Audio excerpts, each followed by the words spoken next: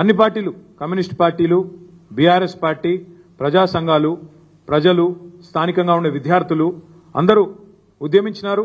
తప్పకుండా ఇది రావద్దని కోరినారు. కాలుష్యం మూసీలోకి వస్తుందని చెప్పి ఆ ప్రాంత రైతులు కూడా వ్యతిరేకిస్తా ఉన్నారు. కానీ ఇప్పటివరకు రెండే పార్టీలు మాట్లాడలేదు, నోరు విప్పట్లేదు. ఒకటి కాంగ్రెస్, రెండోది బీజేపీ. అందుకే మేము అనేది తెలంగాణ ప్రయోజనాల విషయంలో ఎన్నటికైనా రాజీ లేకుండా పొట్లాడేది, రాజీ లేకుండా మాట్లాడేది, రాజీ లేకుండా పోరాటం చేసేది, ఎక్కడికైనా పోయేది ఒక్క టీఆర్ఎస్ మాత్రమే, ఒక బీఆర్ఎస్ మాత్రమే, ఒక కేసీఆర్ మాత్రమే, కేసీఆర్ సైన్యం మాత్రమే. అందుకే తెలంగాణ ప్రజలకు కూడా విజ్ఞప్తి చేస్తా ఉన్నాం, మీరు కూడా ఆలోచించండి. ఈ అదానీ వ్యవహారంతో వీళ్ళిద్దరి మధ్యన ఉన్న బంధం మరొక్కసారి బయటపడ్డది. ఇవాళ నేను లేవనెత్తిన ప్రశ్నలకు రాహుల్ గాంధీ గారు, రేవంత్ రెడ్డి గారు, కిషన్ రెడ్డి గారు, జాతీయ స్థాయిలో బీజేపీ జాతీయ నాయకత్వం, మోదీ గారు, అమిత్ షా గారు కూడా తప్పకుండా సమాధానాలు చెప్పాలని దేశం మొత్తం ఎదురు చూస్తా ఉంది. ఏం మాట్లాడతారు అని వారు చెప్తారని కూడా ఆశిస్తున్నాం. తప్పకుండా చెప్పాలని చెప్పి కూడా డిమాండ్ చేస్తూ ఈ వ్యవహారంలో తప్పకుండా మరి మీడియా తన పాత్ర తాను పోషిస్తూ ఉంది. మీకు అభినందనలు. తప్పకుండా మిమ్మల్ని కూడా నేను కోరుతా ఉన్నా, ఈ వ్యవహారాన్ని ఇప్పుడు మేము లేవనెత్తిన ప్రశ్నలని ముఖ్యమంత్రి గారిని, రాహుల్ గాంధీని దయచేసి అడగండి, ప్రశ్నలు అడగండి, వారి వైఖరి చెప్పమనండి. తెలంగాణలో తప్పు, తెలంగాణలో ఒప్పు, బయట తప్పెట్లయితుంది, తప్పకుండా అడగాలని చెప్పి కూడా కోరుతూ మీ అందరికీ కూడా ధన్యవాదాలు, నమస్కారం.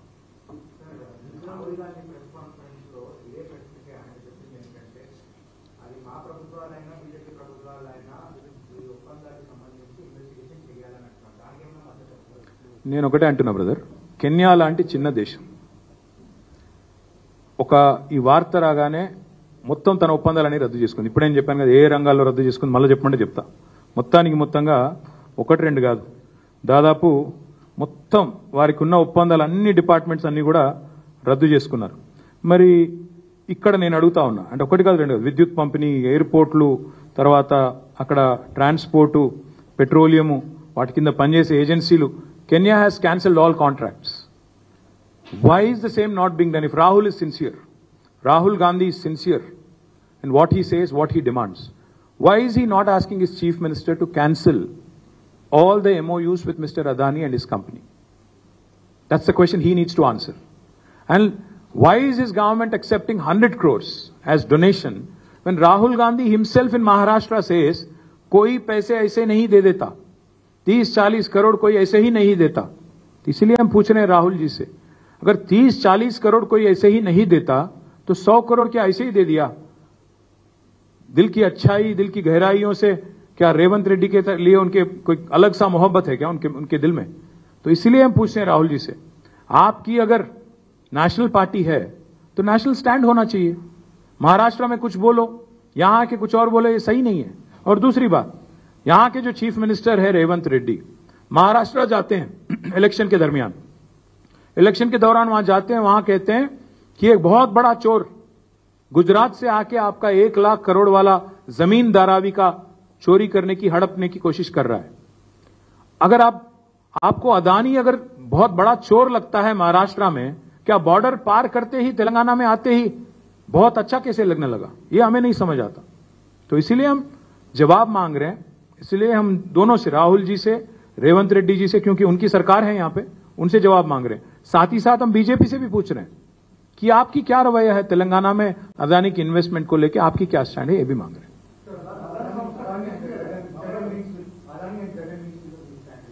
ఏం లింక్స్ ఉన్నాయి? See, if there is like yesterday Mr. Adani it was announced and it was announced by the court that Adani garu ముడుపులు ఇచ్చారు అని నిన్న చెప్పారు. అట్లాగే ఎవరికి ఇచ్చారో కూడా చెప్పమనండి. చెప్పిన తర్వాత డెఫినెట్ గా చట్టం ప్రకారం, ధర్మం ప్రకారం, న్యాయం ప్రకారం ఏం జరగాలో చేయాలి. అది తప్పే ఉంది. అది ఎవరికి ఇచ్చినా సరే, లంచం ఎవరికి ఇచ్చినా సరే, అది ఎవరైనా సరే, మీరు అన్నట్టు జగన్ గారా లేకపోతే ఇంకొకరా నాకు తెలియదు. నిజమే అయితే అది తప్పకుండా చర్య ఉంటుంది, తీసుకోవాలని నేను కోరుతాను. బ్రదర్, ఇప్పుడు నేను కూడా ఖండిస్తా, దానికి ఏముంది, ఖండించడానికి ఏముంది? అది కోర్టు కదా, కోర్టులో తీర్పు వచ్చినా కూడా నేను ఖండిస్తున్నా అంటే, కోర్టు తీర్పు వస్తే అప్పీల్ కోవాలి, ఖండిస్తా అంటే ఎట్లా కుదురుతుంది? ఇప్పుడు లొంగిపోమనండి, మరి లొంగిపోయి నిజం ప్రూవ్ చేసుకోమనండి. కోర్టు ఇచ్చింది కదా, నేను ఇచ్చింది కాదు కదా. అది కాదు, ఇంకొక మాట కూడా నేను అడిగి స్పష్టంగా ఒకటి అడుగుతున్నా, ఇలా జగన్ ఉన్నాడా లేకపోతే కోర్టు ఏమన్నది నేను మంచిగా ఉన్నాను అదాని సెల్ఫ్ సర్టిఫికేషన్ చేసుకున్నాడా అది కాదు పాయింట్. రాహుల్ గాంధీ నీతి ఏంది పోయి నాకు అర్థం కాదు. నేను గంట సేపు ఉపన్యాసం ఇస్తాడు, వాళ్ళ ప్రభుత్వం ఇక్కడ అదాని గారికి ఎర్ర కార్పెట్ వరుస్తుంటే దానికి సమాధానం చెప్పే బాధ్యత లేదా? చెప్పరా? మహారాష్ట్రలో దొంగ అవుతాడు, ఇక్కడ మంచోడు అవుతాడు. అసలు నిజంగా కాంగ్రెస్ పార్టీ మీద రాహుల్ గాంధీకి ఏమైనా కంట్రోల్ ఉందా? పూర్తిగా అదుపాపకి నెల తప్పిపోయారు అందరూ. అందుకే అడుగుతున్నాం.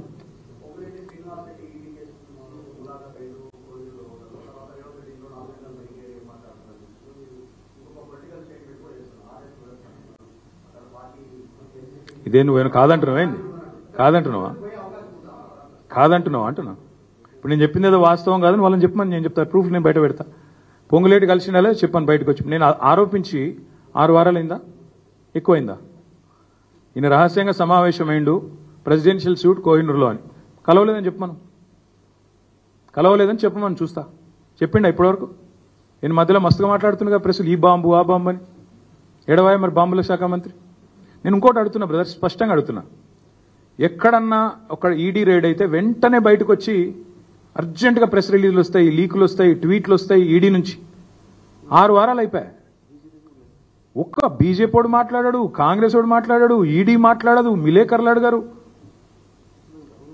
ఏమైతుంది మరి దేశంలో? అందరూ మొత్తం ఎవరు మాట్లాడరా? శ్మశాన నిశ్శబ్దమా? ఇక మేము కూడా మాట్లాడద్దా ఏంది? బరాబర్ మాట్లాడతాం. ఇలా రహస్య ఒప్పందాలు, చీకటి దోస్తానాలు, మామిడిపల్లిలో భూభాగవతాలు ఇవన్నీ తొందరలో వస్తాయి బయటికి. తొందర ఎందుకు? ఒక్కొక్కటి తర్వాత ఒక్కొక్కటి వస్తుంది. బ్రదర్ ఫస్ట్ పాయింట్ ఏంటంటే